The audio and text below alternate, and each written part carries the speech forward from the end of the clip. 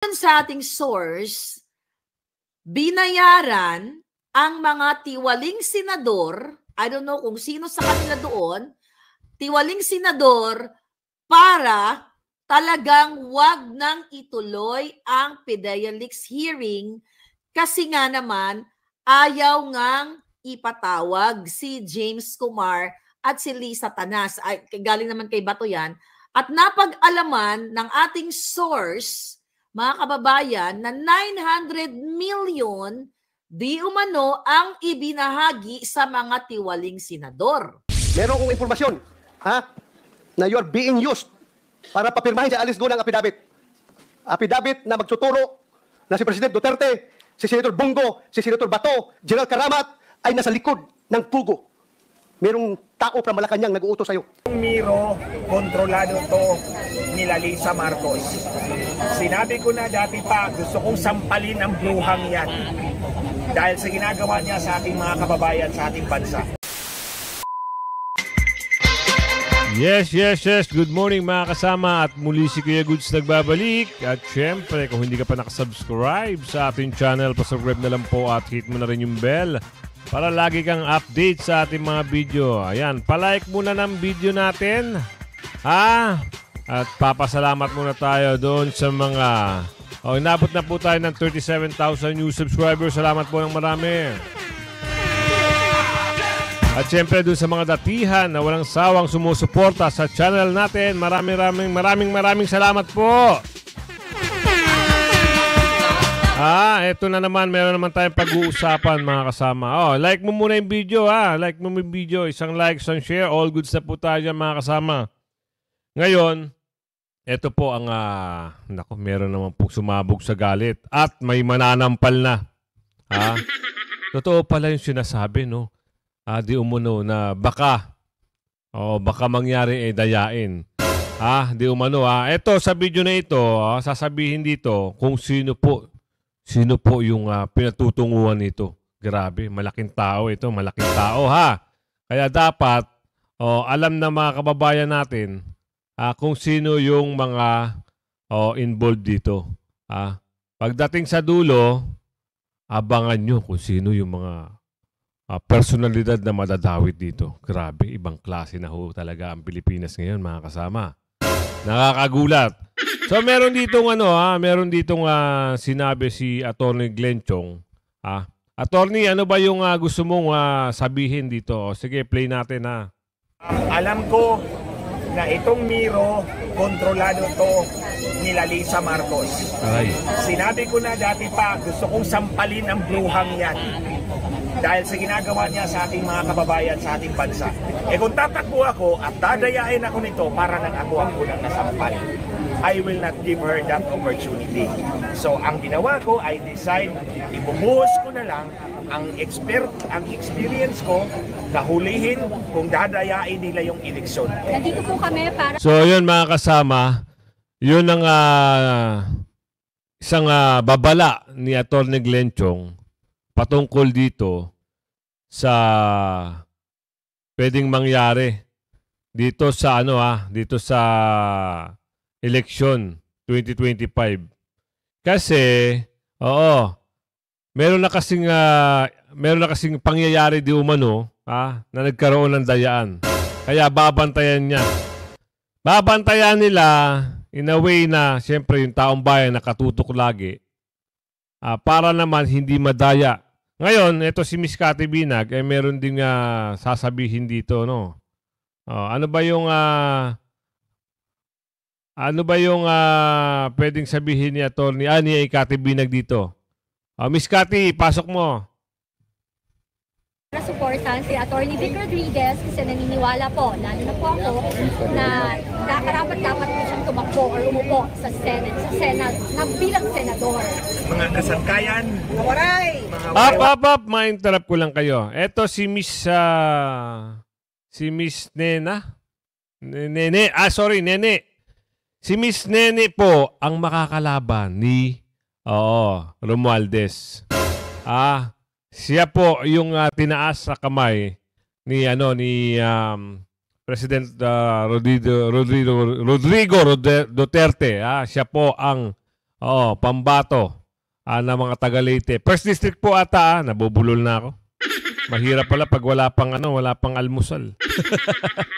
Ayan na, tuloy natin. Grabe talaga. Suportahan nyo ito sa mga taga-Leyte. Sigurado magiging maayos ang pamamalakad ng pamamahala ng politika dyan. No? Hindi yung nangyayari ngayon. Alam nyo ba yung nangyayari ngayon? Ibang klase, di ba? Tuloy. Waray, iboto ninyo. Kita nini naman. First District. Kalaban, kakuntra ni Tambahulas. Katunggali ni Dina. Narinig nyo naman, di ba? Kung sino katunggali. Kalaban ito ni Romualdez. Tuloy. Perdihon ko na to ni Tambahulas. Yan, may ads lang po. Nagre-reaction lang kasi tayo eh. Sa hindi mga nakakaalam, ang nanay ko ay Waray from Calbayog City. Mga Diaz, mga Dulay Diaz po. So, taga ano pala to? Yung nanay pala nito ni Kati Binig ay ano rin, no? Waray. Yun nga sabi nila, ang mga Waray talaga, ibang klase din, matatapang. Tuloy ate. So, Waray, di ba? So, supportahan niyo po siya kasi kailangan natin palitan ng mga bagong leader ang ating namumuno sa gobyerno. Lalo na yung mga hindi gumagawa ng kabutihan. Ayan na, pasupport si Daddy D Isang magaling na kaibigan, mabait na kaibigan niya, si Daddy D. So, eto na.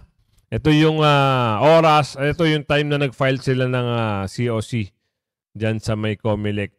At ngayon, talaga siguro, nakapagsalita talaga ito ng kasi alam nyo yung ginawa nila dati. Kaya merong idea si Atty. Glenn, no? May idea siya na baka gawin na naman. Tuloy. Alam nyo naman kasi pag mga ayaw nang umalis, di umano sa kanilang pwesto, ay gagawa talaga ng mga kalokohan yan pagdating sa politika. Kaya nga sabi natin dito, ang politika dito sa Pilipinas ay medyo madumi. Totoo ba yun? Kung naniniwala kayo na madumi ang politika sa Pilipinas, pwede kayo mag-comment dyan sa comment section. At syempre, don't forget, like nyo yung video para maganda yung algorithm ng video natin Alright. Tuloy.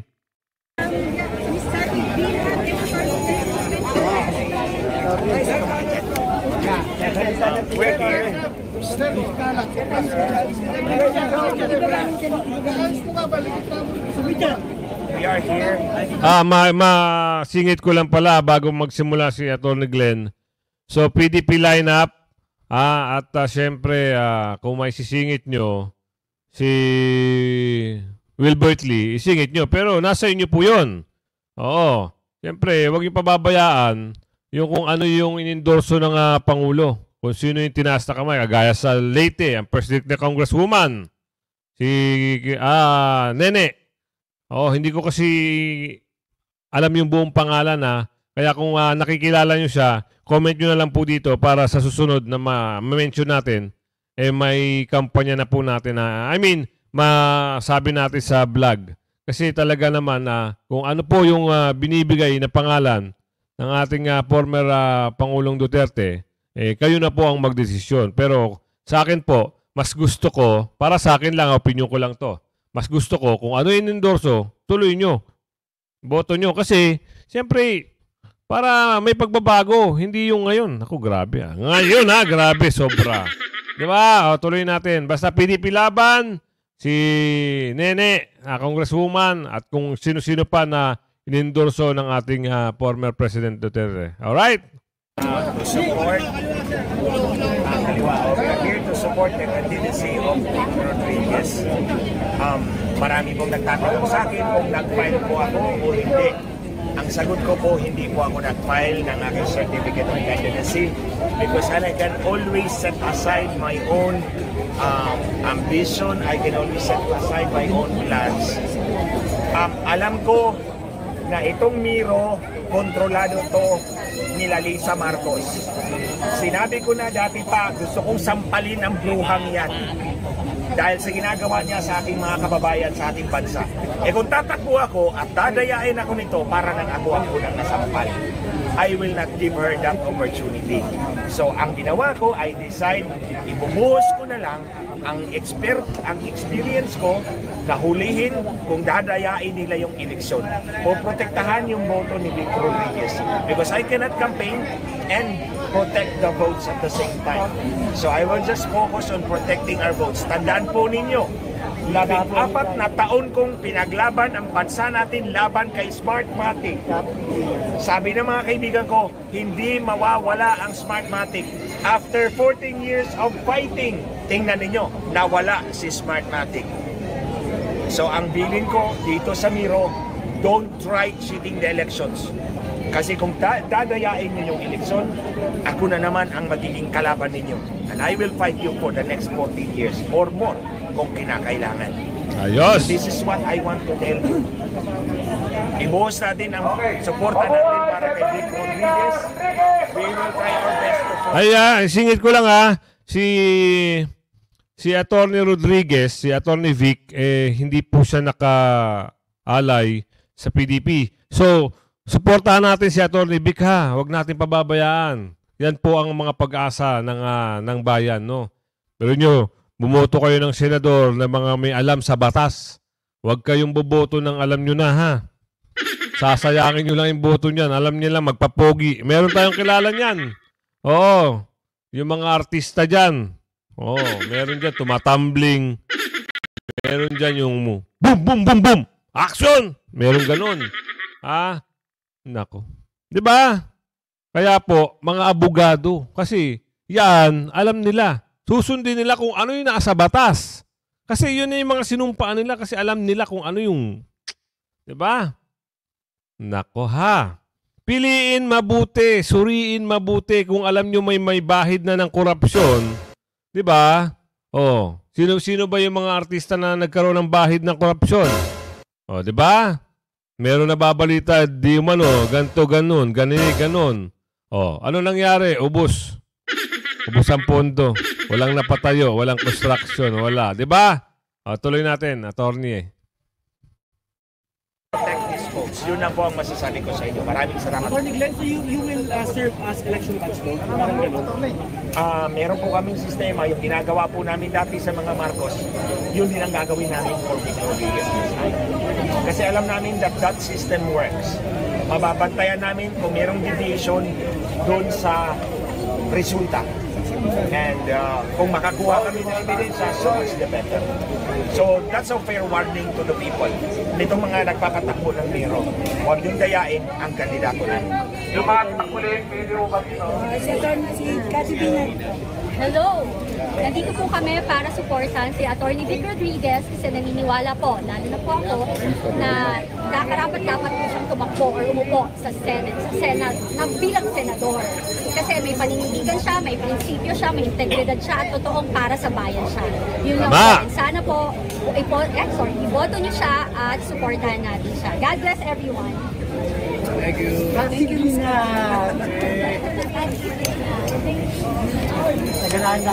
Diba?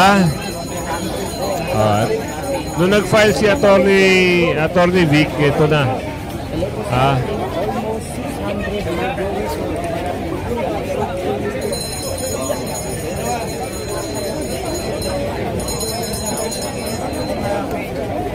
Si Attorney Glenn Chong, yan yung nanindigan doon sa Smartmatic, no? Pinaglaban niya, mga dayaan. Sana lang ha.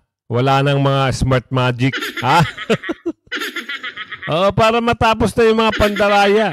Sigurado tayo, 2025, abangan nyo. Lahat ng mga may bantot na mga tumakbo ng pagkakandidato, sigurado, sa inidoro na ipa-flash na lang. Wala na. Diba? Tuloy.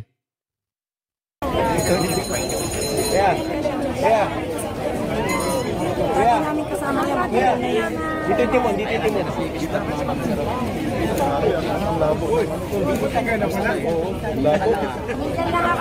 So yun bibigay ko naman kayo doon sa video. Aba, grabe.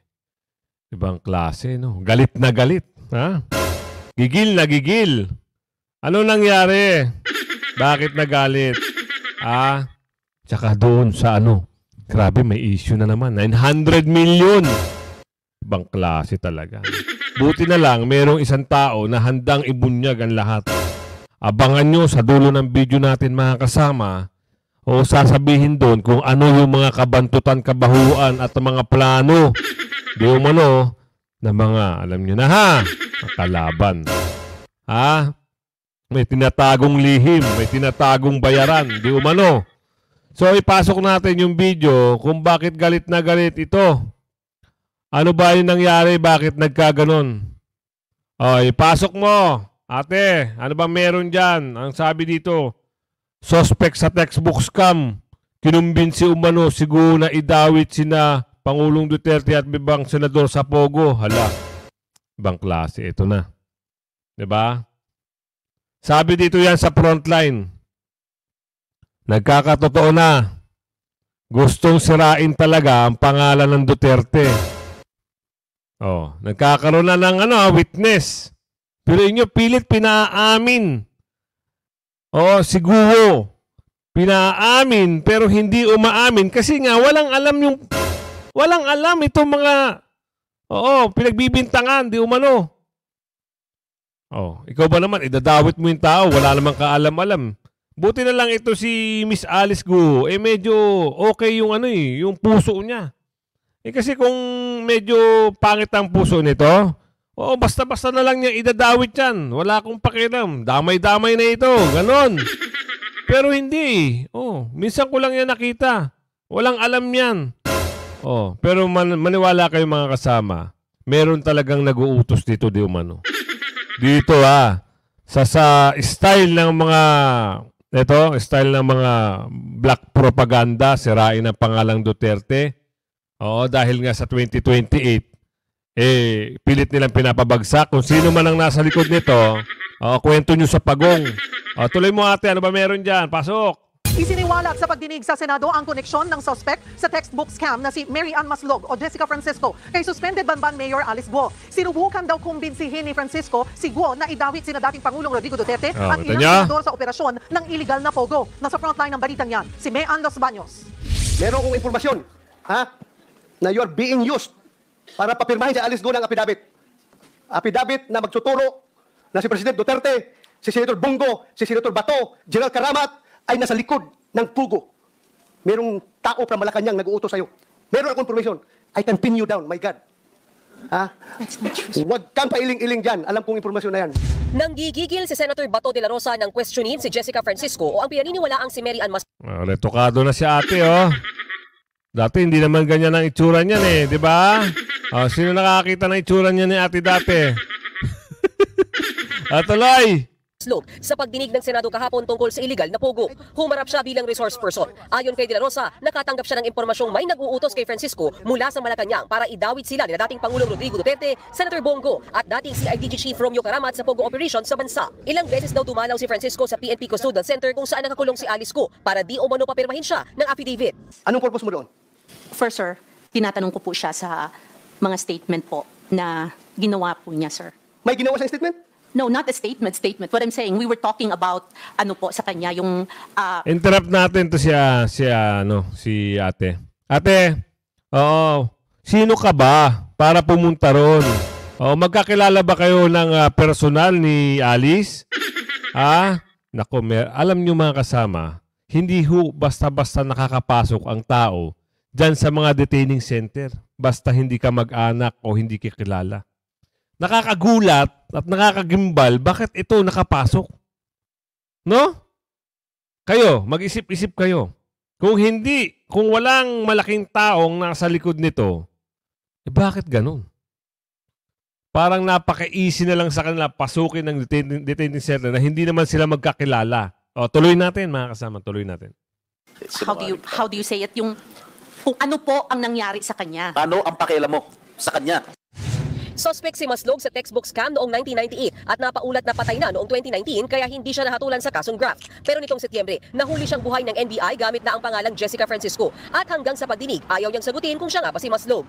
What is your real name? I am Jessica Francisco po. Can you produce us your birth certificate that you're indeed Jessica Francisco? I don't have it with me, Your Honor. But you have a birth certificate Yes, Your Honor. indicating that you're the real Jessica Francisco? Yes, Your Honor. Who is this Mary Ann Maslog? Like what I said, Your Honor. Who is Mary Ann Maslog? There is Di ba a ikaw to? case. When you were still 30 pounds lighter? There is a pending case, Ikaw Your ba ito? Honor. That's not related to your case. I'm asking you kung ikaw to, if this is you. Your Honor, there is a pending... If this is you. I cannot say, Your Honor. Grabe, no? Huli na eh. Nagsisinungaling pa. Di ba? Sasagutin mo lang kung ikaw o hindi. Oh. Ayaw mo pang sagutin. Aba, matindi ito ah. Nasukol na. Oh, gusto pang umeskapo, gusto pang kumawala. Meron talaga rito. Naniniwala akong mga kasama. Merong malaking taong nasa likod. Tuloy! Pero anong koneksyon ni Maslog o Francisco kay Go? Kwento niya, Yan nilapitan ang siya tanong. ng intelligence group para magpatulong na kontakin si Go nang maiulat na umalis ng bansa ang dating alkalde at nagtago sa Indonesia. Kinumpirma naman ni PNP Intelligence OIC Brigadier General Romeo Bacapas na ginamit nga nila si Francisco para makalapit kay Go. Pero giit niya, si Francisco ang nagpresentang tumulong. Siya mismo pumunta sa'yo? Tawagan lang namin sir na nabanggit niya na may access siya kay Alice. So through Attorney David, nakausapin namin. So kinagat ko yung informasyon na yun sir. Kinumpirma rin ni Macapas na pinayagan nila si Francisco na bisitahin si Go sa PNP Custodial Center. May sasabihin daw na mahalagang impormasyon ang dating Bamban Mayor. Dito na siya sinabihan ng mga senador na ibunyag ang mga malalaking tao na sinabi ni Go na sangkot sa illegal na pogo. Isa lang po yan sa mga names. Okay. Po. And, Your Honor, I'm sorry po. I don't think I have the right po kasi hindi po ako sure. Sinulat daw ni Francisco ang pangalang Faeldon na pinaniniwalaang si dating Bureau of Customs Chief Nicanor Faeldon noong administrasyong Duterte. Ayon naman kay Go, isa sa mga napag-usapan nila ni Francisco ay ang group photo na kasama niya si Duterte at Faeldon. That's my first time po nakita ko po ang former president. Doon sa group picture niyan na circulating, that was the first time po na nakita ko po siya. Regarding po kay Mr. Nick Faeldon naman po. Mr. Nick Faeldon naman po talaga nasa Bamban. Wala naman po kami any transaction pero may goat farm lang po. May goat farm lang po siya sa Bamban. Wala pang pahayag si Faeldon tungkol dito. Hindi naman naniniwala ang mga senador sa mga pahayag ni Francisco, kaya pinasight in contempt siya. Sa mga susunod na pagdinig, sisilipin ng komite kung may naging papel nga ba si Francisco sa pagtakas ni Go. Ayan. Nasight in contempt na po ito si ano. Ang daming pangalan ano. So ngayon, ako hanggang kailan kaya yan? Hanggang kailan kaya siya masasight in contempt? Kasi pag mga ganyan, may mga nag-uutos sa inyo, wag na kayong gumawa ng kalokohan, ano? No? Pati yung mga walang kaalam-alam, dinadawit pa, di umano. So ngayon, eto na. Dito na tayo sa video na ito, mga kasama. Wag nyo kalimutan i-like, ang video, mga kasama. Dito na nagkakaroon ng ang tanong ng mga taong bayan, bakit may ganito, may ganun? Pero si Miss Maharlika na po, ang bahala, maglayag niyan, magpahayag Maharlika, ano ba meron dyan? Pwede mo ba ikwento sa amin kung ano ang mga issue ngayon? 900 million. Ang laking pera nito. Pasok. Atin yung mga kaganapan.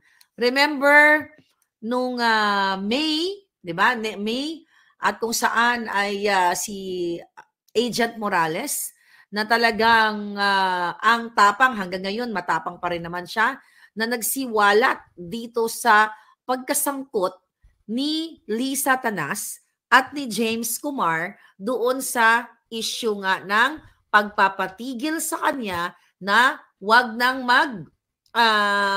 salita sa Senado dahil magsabi lang siya kung magkano o kung ano ang gusto niyang hingiin ay ibibigay sa kanya according to Picoy. At kung natatandaan ninyo yung video na inilabas from the CCTV sa bahay ni Agent Morales, yun po ay pag-uusap ni Eric Santiago at ni Picoy. Diba? Kung saan na kinukumbinsi nga si Agent Morales na wag nang tumuloy dito sa PIDEA leaks dahil ang utos, ayon sa video na yon, ay pwede nga siyang ipagurgur. Pwedeng masagasaan, pwedeng mamatay sa sakit, di ba? Yun, dinig na dinig ninyo. So, kaya nga na tayo nagde-demand noon kay Senator Bato 'Di ba? Ang dami mga eksenang naganap, nagsalita pa si Senator Bato, ito na si Marlica, ganyan-ganyan, may post na da. Then may marami mga pinatawag dahil sangkot naman based dun sa pre-op and authority to op, sangkot si Marisol Soriano na binaby pa nila Robin Padilla at talagang binaby ng mga senador at talagang hindi na patawag dun si Bangag at talagang pinagtatakpan. And also itong si James Kumar na nasangkot doon na yun nga nakasama dun sa video na yun mga kababayan ay nagpa-ospital, 'di ba? Tapos maraming nag-fact check, okay? Maraming nag-fact check doon sa ano na yon, sa video na yon na wala siya. Ayon sa mga fact checkers na mga magagaling, hindi yung mga bayarang mga fact checkers sa media, ay wala sa ospital si James Kumar nung mga pinakita niyang picture. Kasi 'di ba, ang sabi ni Bato, inimbita kaso lang nasa Makati Medical Center daw. Excuse me. According sa lawyer niya, at syempre ang mga tao, mga palangga, excuse me, yung clamor ng tao, ipatawag si James Kumar at si Lisa Tanas para makapagbigay linaw dahil nga siya ang mga binabanggit doon, si Lam ang sabi at si James Kumar ang binabanggit alias ni Picoy doon sa conversation na yon na captured ng CCTV. Ngayon, mga kababayan, ang sinasabi natin dito, para may sumabit na pulburon. Para may sumabit na pulburon. So, ngayong last week, actually, mga palang... So, yan may ads. So, reaction lang kasi tayo. Meron na nagbigay sa atin ng information patungkol dito sa nangyaring, bakit, di ba? Bakit hindi na natuloy na ipinatawag ni not only Senator Bato, in fairness sa kanya, tignan natin. Alright? Okay, tignan natin dito ang sa Committee on wait. 'Di ba? Okay, sa Committee on Public Order and Dangerous Drugs. So ang daming ang daming mga palangga, right, na kayo na nag-aantay na ipatawag ba ganito ganyan hanggang sa nakalimutan na lang nag-session break na sila, 'di ba? Nag-adjourn na mga jutang ginimes hanggang ngayon wala. Kaya yun ang kina-question natin kay Senator Bato. Last week at ngayong araw bago tayo mag-vlog, okay, may mga information tayong natanggap. Hi, Palangga, Sandra, you're here. Solid Marlica. Ako, Sarah, how are you? Okay. Habang na maisog Canada, alright? Mag-comment na lang kayo dyan kung kumusta na ba. Okay. Ngayon, napag-alaman natin, although ang dalawang impormasyon, yung iba, may mga isang impormasyon siya, pero more on nagja-jibe yung information na natanggap natin. So, ayon sa ating source, binayaran ang mga tiwaling senador, I don't know kung sino sa kanila doon, tiwaling senador para talagang wag nang ituloy ang PDEA Leaks hearing kasi nga naman ayaw ngang ipatawag si James Kumar at si Lisa Tanas. Ay, galing naman kay Bato yan. At napag-alaman ng ating source, mga kababayan, na 900 million di umano ang ibinahagi sa mga tiwaling senador. 900 million para hindi ituloy ang hearing at wag ipatawag sila James Kumar at itong si Lisa Tanas at iba pang involved. Remember, kinontempt dyan si Agent Morales sa issue na yan. Ngayon, tignan natin. Okay? Sino kaya ang nakatanggap na mga senador?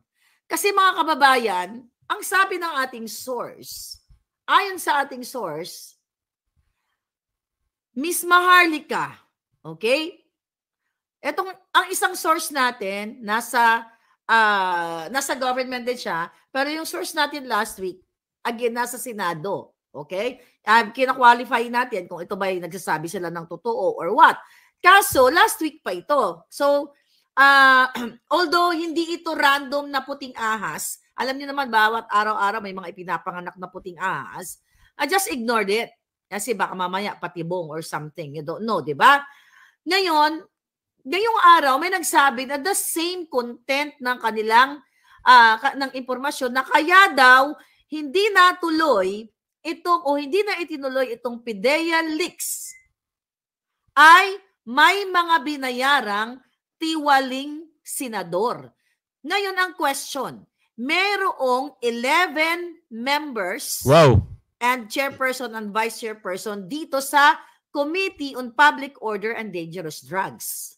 So kung titignan natin yung report sa atin ng puting ahas na di umano ay nagbayad ng 900 million pesos sa mga tiwaling senador, hindi naman niya sinabing lahat ay binayaran. Basta sinabi niya, may mga binayaran. So, chairperson, number 1, si De La Rosa, si Bato De La Rosa. Okay? Vice chairperson, si Senator Bongo. Okay? Deputy Majority Leaders, si Jinggoy Estrada. Nakita niyo naman kung paano umepal. At another Deputy Majority Leaders are si Mark Villar. Then, ang mga members, eto sila.